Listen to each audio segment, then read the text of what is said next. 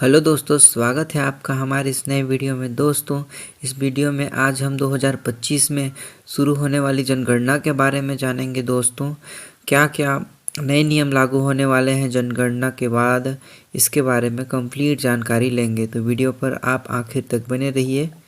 दोस्तों, अगर किसी घर में मोबाइल, टीवी, फ्रिज, मोटरसाइकिल है तो 2025 से क्या नए नियम लागू होने वाले हैं, इसके बारे में जानेंगे। दोस्तों, भारत में 2025 से शुरू होने वाली जनगणना को लेकर एक महत्वपूर्ण अपडेट सामने आया है।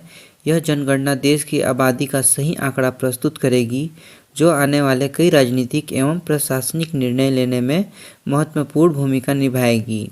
इस जनगणना के जरिए देश की आबादी की वास्तविक स्थिति सामने आएगी और इसका प्रभाव लोकसभा सीटों के परिसीमन पर भी असर पड़ेगा। दोस्तों, जनगणना 2025 का भारत सरकार ने 2025 से जनगणना के कार्य की शुरुआत करने की योजना बनाई है। यह जनगणना न केवल देश की कुल जनसंख्या का सही आंकड़ा जुटाएगी, बल्कि इससे संबंधित कई अन्य पहलुओं पर भी डेटा इकट्ठा किया जाएगा। उदाहरण के लिए इसमें संप्रदाय, जाति और अन्य सामाजिक आर्थिक डेटा भी शामिल होंगे। इस डेटा का उपयोग भविष्य में विभिन्न योजनाओं और नीतियों बनाने में किया जाएगा। जनगणना 2025 का कार्य जनवरी से शुरू हो सकता है और इसके परिणाम 2026 तक आने की संभावना है। इसके बाद भारत में लोकसभा सीटों का परिसीमन भी साफ हो जाएगा, क्योंकि जनगणना के डाटा के आधार पर ही राज्यवार प्रतिनिधित्व तय किया जाता है। सीमाएं सील करने की रोक हटेगी।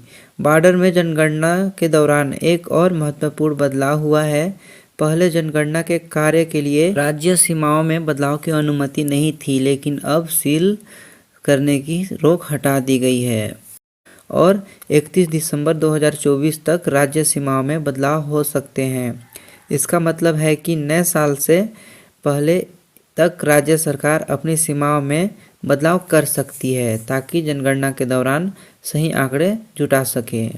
दोस्तों, देश की असली आबादी की तस्वीर सामने आएगी इस जनगणना से। जनगणना 2025 का सबसे बड़ा उद्देश्य यह होगा कि देश की असली आबादी की तस्वीर सामने आए।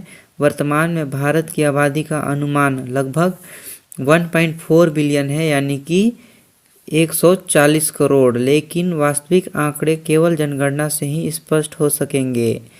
इसके जरिए न केवल आबादी के आकार का आंकलन होगा, बल्कि उनकी संरचना, विकास दर और अन्य महत्वपूर्ण पहलुओं का भी पता चलेगा। दोस्तों, आखिरकार क्यों जरूरी है जनगणना?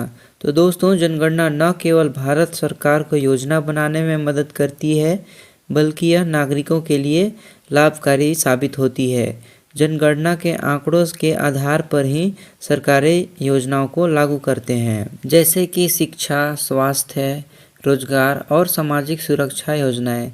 इसके अलावा जनगणना के डेटा का उपयोग राष्ट्रीय और राज्य चुनाव में भी किया जाता है, खासकर लोकसभा और विधानसभा सीटों के परिसीमन के लिए। दोस्तों, जनगणना 2025 भारत के लिए एक ऐतिहासिक घटना होगी, क्योंकि इससे न केवल देश की आबादी का सही आंकड़ा प्राप्त होगा, बल्कि इससे जुड़ी कई अन्य सामाजिक, आर्थिक पहलुओं की भी जानकारी मिलेगी। इसके जरिए सरकार को बेहतर नीतियां और योजना बनाने में मदद मिलेगी, जो देश के विकास के लिए महत्वपूर्ण होगी। इस महत्वपूर्ण प्रक्रिया के जरिए भारत के विकास की दिशा और भविष्य की योजनाएं स्पष्ट होगी और यह सुनिश्चित होगा कि हर नागरिक को लाभ मिले।